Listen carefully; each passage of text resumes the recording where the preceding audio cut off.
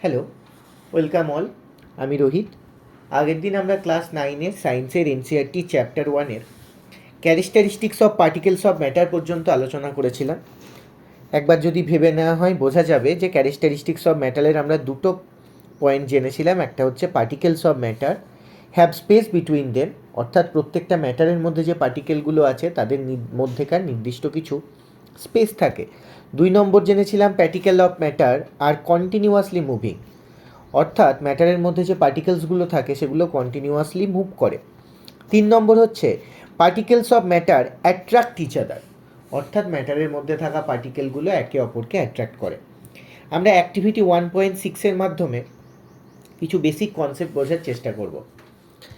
বলছে একটা স্কুলের মধ্যে, ধরো তোমাদের স্কুলের মধ্যে তোমরা সমস্ত স্টুডেন্টগুলোকে 4টে গ্রুপে ভাগ করা হলো এবং প্রথমে কিছু স্টুডেন্টস নিয়ে একটা হিউম্যান চেন তৈরি করতে বলা হলো। অর্থাৎ এই ছবিটার মধ্যে আমরা যেমন দেখছি, এটা হচ্ছে একটা ডান্সারের গ্রুপ। এরা অপরকে কি করেছে না, পেছন থেকে ফার্মলি শক্ত করে ধরে আর্মগুলো লক করে রেখেছে।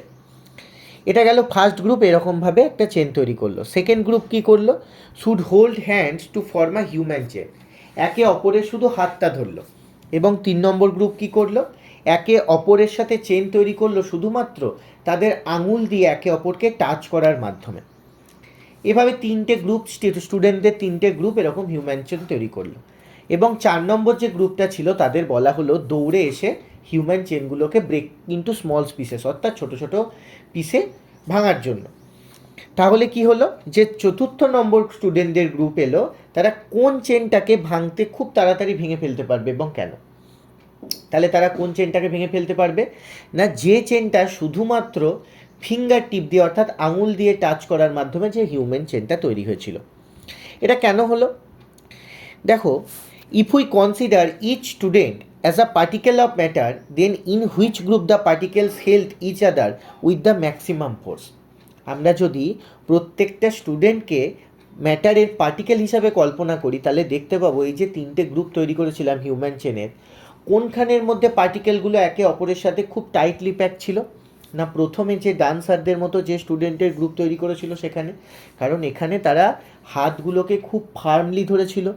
সেকেন্ড গ্রুপ শুধুমাত্র হাত ধরেছিল, থার্ড গ্রুপ শুধুমাত্র ফিঙ্গার দিয়ে টাচ করেছিল। তাহলে এক্ষেত্রে সব থেকে টাইটলি প্যাক কোথায় ছিল, প্রথম গ্রুপ, আর সব থেকে লুজলি প্যাক ছিল থার্ড গ্রুপ। তাহলে আমরা এখান থেকে খুব সুন্দর করে বুঝতে পারি যে যেগুলো লুজলি প্যাক ছিল তাদেরকে ব্রেকডাউন করা খুব সোজা ছিল, ওই জন্য 3 নম্বর যে গ্রুপটা ছিল সেটা খুব সহজেই ব্রেক ডাউন করে গেছিলো স্মল পিসেসের মাধ্যমে। Activity 1.6, take an iron nail, a piece of chalk and a rubber band, try breaking them by hammering, cutting or stretching. In which of the above 3 substances do you think the particles are held together with greater force? তুমি যদি একটা iron nail নাও, সেটাকে ভাঙা সোজা না একটা piece of চককে ভাঙা সোজা না রাবার ব্যান্ডকে? অবশ্যই আয়রন নেল। কেন? কারণ ওর মধ্যে যে ম্যাটারের, ওই আয়রন একটা ম্যাটার এবং তার মধ্যে যে পার্টিকেলগুলো আছে সেগুলো প্রচণ্ড টাইটলি প্যাক থাকে, সেজন্য সেগুলোকে ব্রেকডাউন করা খুবই কঠিন। তাহলে সেগুলোকে ব্রেকডাউন করতে আমার ফোর্সটাও কী লাগবে, অনেক বেশি পরিমাণে দরকার হবে। Activity 1.8, take some water in a container, একটা কন্টেনারের মধ্যে কিছু জল নাও, try cutting the surface of water with your finger. তাহলে ওয়াটারের যে সারফেস আছে, অর্থাৎ ধরে নাও একটা গ্লাসের মধ্যে তুমি জল নিয়েছো, দিয়ে কি করছো না জলটাকে আঙুল দিয়ে বারবার নড়ানো বা জলটার ভেতরে আঙুলটাকে ঢোকানোর চেষ্টা করছো। পারবে তো ব্রেকডাউন করতে? হ্যাঁ পারলে। কেন পারলে? What could be the reason behind the surface of water remaining together? আচ্ছা, তুমি একটা জিনিস লক্ষ্য করো, জলের যে সারফেস, জলটা তো লিকুইড, তাহলে লিকুইডের যে সারফেস আছে সেখানকার মধ্যে যে পার্টিকেলগুলো আছে সেই পার্টিকেলগুলো সলিডের থেকে অনেক কম টাইটলি প্যাকড আছে। তাহলে সেগুলোকে ভাঙার জন্য আমার অনেক কম শক্তির প্রয়োজন সলিডের থেকে, তাই ব্রেকডাউন করার জন্য কম এনার্জি প্রয়োজন। ওই জন্য আমরা খুব সহজেই ওর উপর দিয়ে আঙুলের মাধ্যমে সেগুলোকে সারফেসটাকে কাট ডাউন করতে পারছি, কিন্তু আয়রন নেলের ক্ষেত্রে আমরা সেটা পারছি না। The above 3 activities suggest that particles of matter have force acting between them. তাহলে ম্যাটারের পার্টিকেলগুলোর মধ্যে কি হয় না, একটা নির্দিষ্ট ফোর্স কাজ করে। This force keeps the particle together. এই ফোর্সগুলোই পার্টিকেলগুলোকে একে অপরের সাথে রেখে দেয়। The strength of this force of attraction varies from one kind of matter to another. এই যে ফোর্স অফ অ্যাট্রাকশন যেটা আমরা দেখতে পাচ্ছি, এই ফোর্স অফ অ্যাট্রাকশনের জন্যই কি হচ্ছে, কোনো কোনো সলিড বা লিকুইড বা গ্যাসের মধ্যে যে পার্টিকেলসগুলো আছে সেগুলো কি হচ্ছে না, তাদের মধ্যেকার যে অ্যাট্রাকশন আছে সেই অ্যাট্রাকশনগুলো কম বেশি দেখা যাচ্ছে। ওই জন্য ম্যাটার টু ম্যাটার এই ফোর্স অফ অ্যাট্রাকশনটা ভ্যারি করে, আর তার জন্যই স্ট্রেংথের গ্রেটার ফোর্স দরকার হয়।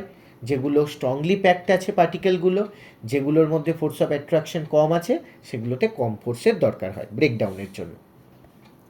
আমরা কিছু কোশ্চেন্স দেখব এবং সেগুলোকে জানার চেষ্টা করব। Which of the following are matter? কোনগুলো matter? Chair, air, love, smell, head, almonds, thought, cold, lemon, water, smell or perfume. আমরা কি বলেছিলাম, ম্যাটার হতে গেলে কি হতে হবে না, যার কিছু একটু নির্দিষ্ট মাস আছে, আর কি আছে, একটা নির্দিষ্ট মাসের সাথে একটা নির্দিষ্ট ভলিউম থাকবে। তাহলে আমরা যদি একটা চেয়ার দেখি, চেয়ারের আমরা জানি নির্দিষ্ট মাস আছে, একটা নির্দিষ্ট ওজন আছে, একটা নির্দিষ্ট জায়গা দখল করে থাকে, তাহলে অবশ্যই চেয়ারটা একটা ম্যাটার। এয়ারও ম্যাটার। কেন? কারণ যদি আমরা বেলুনকে দেখি, তাহলে বেলুনের মধ্যে এয়ারটাকে দেখবো, যখন ভরে দেবো একটা নির্দিষ্ট ভলিউম থাকবে এবং তার মাসও আছে, তাহলে এয়ারটাও কি অবশ্যই ম্যাটার। লাভ একটা নির্দিষ্ট জায়গা দখল করে কি থাকে, বা লাভের মাস কি বোঝা যায়? অবশ্যই নয়। স্মেলও নয়। হেট, ঘৃণা, এগুলো নয়। এগুলো তো এক একটা ইমোশন, এগুলোকে আমরা ম্যাটার বলতে পারি না। আমন্ড অবশ্যই নিজস্ব মাস আছে এবং ভলিউম আছে, তাই আমন্ড অবশ্যই একটা ম্যাটার। থট, চিন্তাধারাও একটা ইমোশন। কোল্ড, ঠান্ডা, সেটাও তাই। লেমনেরও একটা নির্দিষ্ট মাস আছে, শেপ আছে, এবং শেপ বলা ভুল, মাস আছে এবং ভলিউম আছে, তাই লেমনটাও কি একটা ম্যাটার। ওয়াটার অবশ্যই ম্যাটার। কিন্তু স্মেল অফ পারফিউমের যে স্মেল, সেটা কি ম্যাটার? না, ম্যাটার নয়। পারফিউমের মধ্যে যে পার্টিকেলগুলো আছে, পারফিউম একটা ম্যাটার, এবং পারফিউমের যে এগুলো আছে, পার্টিকেলগুলো আছে, সেগুলো কন্টিনিউয়াসলি মুভিং। যখন গন্ধটা আমাদের নাক অবধি আসে, সেটাকে কিন্তু ম্যাটার বলা চলে না। Give reasons for the following observations. আমরা কিছু ফলোয়িং অবজারভেশন যেগুলো দেখতে পাই, তার জন্য কিছু রিজন আমরা দেখার চেষ্টা করব। The smell of hot sizzling food reaches you several meters away, but to get the smell from cold drinks you have to go closer. বলতে চাইছে একটা গরম সিজলিং ফুড যেটা তৈরি হচ্ছে, সেটার কি হচ্ছে না, গন্ধটা আমরা অনেক কিছু মিটার দূর থেকেই পাচ্ছি। কিন্তু যদি কোনো কোল্ড ফুডের গন্ধ, ঠান্ডা খাবারের গন্ধ আমরা অনেক দূর থেকে পাই না। কেন? আমরা আগেই পড়েছিলাম সেকেন্ড ক্যারেক্টারিস্টিক্সে কি, যে particles of matters are continuously moving. তাহলে এই মুভ করার জন্য কিসের প্রয়োজন হয়? কাইনেটিক এনার্জির প্রয়োজন হয়। আমরা আগের দিন দেখেছিলাম যে যখনই হিট দেওয়া হচ্ছে, তাহলে এই কাইনেটিক এনার্জিটা অনেক বেড়ে যাচ্ছে। তাহলে কি হয়ে যাচ্ছে? তার মুভমেন্টটা, অর্থাৎ পার্টিকেলসগুলোর মুভমেন্টও বেড়ে যাচ্ছে। সেটা আমাদের নাক অবধি অনেক দূর থেকে আসছে। যেহেতু ফুডটা হট ফুড, সুতরাং এখানে হিট আছে, হিট থাকা মানে কাইনেটিক এনার্জি বেশি। কিন্তু অন্যদিকে কোল্ড ফুডের মধ্যে কি হিট নেই, হিট নেওয়ার মানে তার কাইনেটিক এনার্জিও কম, তাই স্মেলগুলো, পার্টিকেলগুলো খুব তাড়াতাড়ি মুভ করতে পারছে না। A driver is able to cut through water in swimming pool, which property of matter does it observation show? একটা কি হচ্ছে না, সুইমিং পুলের মধ্যে জলকে খুব সুন্দরভাবে ড্রাইভার কাট আউট করতে পারছে। এটা কি প্রপার্টি শো করছে ম্যাটারে? এখানে ম্যাটারের যে প্রপার্টিটা শো করছে, আমরা আগে যেটা পড়লাম, যে ম্যাটারের মধ্যে যে পার্টিকেলগুলো আছে তাদের মধ্যে একটা স্পেস আছে এবং তাদের মধ্যে একটা ফোর্স আছে, ফোর্স অফ অ্যাট্রাকশন আছে, যে ফোর্স অফ অ্যাট্রাকশনের মধ্যে পার্টিকেলগুলো টাইটলি প্যাক থাকে। যেহেতু জল একটা লিকুইড, সলিডের মতো অত তো টাইটলি প্যাক থাকে না, সুতরাং ওদের মাঝে স্পেস থাকে, ফোর্স অফ অ্যাট্রাকশন কমে যায়। সুতরাং কি করতে পারে না, ড্রাইভার জলকে সহজে কাটতে পারে। What are the characteristics of particle of matter? তাহলে আমরা ক্যারেক্টারিস্টিক্স অফ পার্টিকেলস অফ ম্যাটারের 3টে ক্যারেক্টারিস্টিক্স পড়েছি। 1 নম্বর কি পড়েছি না, প্রত্যেকটা ম্যাটারের যে পার্টিকেলসগুলো আছে তাদের মধ্যে কিছু ফ্রি স্পেস আছে। 2 নম্বর কি পড়লাম, the particles of matters are continuously moving. এবং 3 নম্বর কি পড়লাম, the particles of matter attracts each other. এবার আমরা পড়ব স্টেটস অফ ম্যাটার, অর্থাৎ প্রত্যেকটা ম্যাটারের নির্দিষ্ট স্টেট আছে। কি কি আছে? Observe different type of matter around you. তুমি তোমার চারপাশে বিভিন্ন ধরনের ম্যাটারগুলোকে অবজার্ভ করো। What are this different states, কোন কোন স্টেট তুমি লক্ষ্য করতে পারবে? You can see that matter around us exist in 3 different states. 3টে ডিফারেন্ট স্টেটের মাধ্যমে আমরা ম্যাটারকে দেখতে পাবো। একটা হচ্ছে সলিড, একটা হচ্ছে লিকুইড, একটা হচ্ছে gas. These states of matter arises due to the variation in the characteristics of particles of matter. তাহলে এই স্টেটগুলো কেন হচ্ছে না, ম্যাটারের মধ্যে যে পার্টিকেলগুলো আছে তাদের ক্যারেক্টারিস্টিক্সের ভেরিয়েশনের জন্য আমরা এগুলোকে দেখতে পাচ্ছি। Now let us study about the properties of these 3 states of matter in detail. 1 নম্বর হচ্ছে দ্য সলিড স্টেট।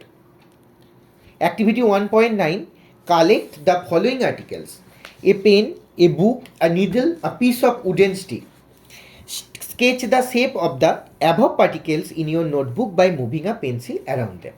তাহলে তোমরা কি করলে, একটা পেন নিলে, একটা বই নিলে, একটা নিডেল নিলে এবং একটা উডেন স্টিক নিলে, সেটাকে তোমরা নোটবুকের উপরে রাখলে এবং তার চারপাশে পেন্সিলের মাধ্যমে কি করলে না, তার শেপ, একটা শেপ স্কেচ করে নিলে। Do all these have a definite shape? প্রত্যেকটার কি একটা নির্দিষ্ট শেপ ছিল? ডিস্টিংক্ট বাউন্ডারিজ ছিল? অ্যান্ড আ ফিক্সড ভলিউম ছিল? অবশ্যই ছিল। What happens if they are hammered, pulled or drop? কী হবে যদি তাদেরকে আমরা ফেলে দিই বা তুলে দিই? কী করবো, দেখতে কী পাবো? Are this capable of diffusing into each other? তারা কি একে অপরের সাথে মিশে যাওয়ার জন্য ক্যাপাবেল? তুমি কি দেখেছো কোনো পেন এবং বই তুমি একসাথে মিশিয়ে দিলে তারা মিশে যায়? মেশে না। Try compressing them by applying force. তুমি তাদেরকে ফোর্সের মাধ্যমে কম্প্রেস করার চেষ্টা করো। Are you able to compress them? তুমি হয়তো খুব জোরে ফোর্স দিলেও, তাদেরকে হয়তো সামান্য মাত্রায় কিছুক্ষণের জন্য কম্প্রেস করতে পারলেও তারা আবার পুরনো শেপে ফিরে যাবে। তাহলে দেখতে পাচ্ছি মোটামুটি আমরা এগুলোকে কম্প্রেস করতে পারি না। All the above are example of solids. আমরা এই ওপরে যে জিনিসগুলো দেখলাম, অর্থাৎ table, chair, pen, book, needle, piece of wooden stick, প্রত্যেকটাই কিনা সলিডের example. We can observe that all these have a definite shape, distinct boundaries and fixed volume. আমরা দেখলাম এই সলিডের প্রত্যেকের একটা ডেফিনিট শেপ আছে, নির্দিষ্ট সাইজ শেপ আছে, ডিস্টিংক্ট বাউন্ডারি, নির্দিষ্ট বাউন্ডারি আছে এবং তাদের ফিক্সড ভলিউম আছে। That is have negligible compressibility, এবং তাদের কম্প্রেসিবিলিটিটা খুবই নেগলিজিবল, অর্থাৎ তাদেরকে খুব কম কম্প্রেস আমরা করতে পেরেছি।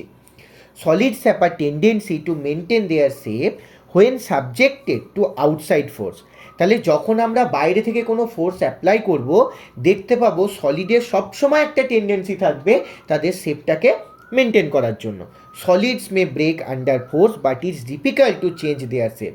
তুমি যদি সলিডের উপর ফোর্স অ্যাপ্লাই করো তাহলে সলিডটা অবশ্যই ভেঙে যাবে। আমরা যদি একটা কি করি, আমরা যদি একটা চক নিই, চকের উপর যদি ফোর্স অ্যাপ্লাই করি, কি দেখতে পাবো না, চকটা ভেঙে গেল। কোনো সময় দেখতে পাবো না চকটা ছিল লম্বা, চকটা এখন চ্যাপ্টা হয়ে গেল, দেখতে পাবো না। কেন পাবো না? কারণ সলিডের সেই টেন্ডেন্সিই থাকে না নিজের শেপটাকে চেঞ্জ করার মতো। ও ব্রেক ডাউন হয়ে যাবে তাও ভালো, কিন্তু নিজের শেপ কোনো সময় চেঞ্জ করতে চাইবে না। দেয়ার শেপ, সো দেয়ার রিজিড, তাই তারা কি হয়, রিজিড স্ট্রাকচারের হয়। Consider the following. What about a rubber band, can it change it shape on stretching? Is it a solid? আমরা কি দেখতে পাবো যে রাবার ব্যান্ডের ক্ষেত্রে কি দেখতে পাবো, যখন এটাকে আমরা স্ট্রেচ করছি এটা কি শেপটা চেঞ্জ করবে? তাহলে কি এটাকে সলিড বলা যাবে? আমরা যখন দেখতে পাবো এই rubber band changes shape under force and regains the same shape when the force is remove, if excessive force is applied it breaks. তাহলে আমরা কি দেখতে পাবো, যখন ফোর্স অ্যাপ্লাই করব তখন অবশ্যই স্ট্রেচ করলে রাবার ব্যান্ডের শেপ চেঞ্জ হবে, কিন্তু যেই মুহূর্তে আমরা ফোর্স অ্যাপ্লাই করা বন্ধ করে দেবো এটা পুনরায় তার অবস্থায় ফিরে যাবে। কিন্তু যদি আমরা প্রচণ্ড এক্সেসিভ ফোর্স ইউজ করি, সলিডের ক্যারেক্টারিস্টিক্সে আমরা কি পড়েছি, প্রচণ্ড এক্সেসিভ ফোর্স ইউজ করলে সেটা ব্রেক ডাউন হয়ে যাবে, সেক্ষেত্রে এই রাবার ব্যান্ডটাও কী হয়ে যাবে, ব্রেক হয়ে যাবে। তাহলে অবশ্যই আমরা এটাকে সলিড বলতেই পারি। What about sugar and salt? Sugar and salt হিসাবেও তাদের কী মতামত? When kept in different jars this take the shape of the jar, are they solid? অবশ্যই তারা solid. What about a sponge? আমরা অবশ্যই সবাই কম বেশি স্পঞ্জ দেখেছি। স্পঞ্জের মধ্যে কি হয়, স্পঞ্জকে যখন আমরা প্রেস করার চেষ্টা করি তখন স্পঞ্জটা কি হয়ে যায়, কুঁকড়ে যায়। আবার যখন ফোর্সটা অ্যাপ্লাই করা বন্ধ করে দিই তখন ও আবার তার মধ্যে নিজের মধ্যে কি করে না, এয়ার ঢুকিয়ে নেয় এবং সেটা নিজের পুনরায় অবস্থায় ফিরে যায়। তাহলে কি হচ্ছে, যখন ফোর্স অ্যাপ্লাই করছি শেপ চেঞ্জ হচ্ছে, যেই ফোর্স অ্যাপ্লাই করা বন্ধ করছি আবার পুনরায় স্পঞ্জ নিজের শেপে ফিরে যাচ্ছে। তাহলে আমরা এটা বলতে পারি যে স্পঞ্জও একটা সলিড। তাহলে এখান থেকে দেখে নিই, the shape of each individual sugar, salt and crystal remain fixed. ওদের কোনো শেপের চেঞ্জ হয় না, তাই এটাকে আমরা বলতে পারি যে সলিড। আবার স্পঞ্জের ক্ষেত্রে কিছু কিছু মাইনিউট হোলস থাকে, অর্থাৎ সরু সরু ছিদ্র থাকে এখানে, যার মধ্যে এয়ারগুলো ট্র্যাপ থাকে।